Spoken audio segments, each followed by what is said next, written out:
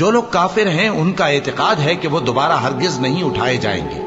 کہہ دو کیوں نہیں؟ میرے پروردگار کی قسم تم ضرور اٹھائے جاؤ گے، پھر جو کام تم کرتے رہے ہو وہ تمہیں بتائے جائیں گے، اور یہ بات اللہ کو آسان ہے۔ تو اللہ پر اور اس کے رسول صلی اللہ علیہ وآلہ وسلم پر اور اس نور یعنی قرآن پر جو ہم نے نازل فرمایا ہے ایمان لاؤ، اور اللہ تمہارے سب اعمال سے خبردار ہے۔ جس دن وہ تم کو اکٹھا کرے گا یعنی حشر کے دن، وہ نقصان اٹھانے کا دن ہے، اور جو شخص اللہ پر ایمان لائے اور نیک عمل کرے وہ اس سے اس کی برائیاں دور کر دے گا اور جنت کے باغوں میں جن کے نیچے نہریں بہ رہی ہیں داخل کرے گا۔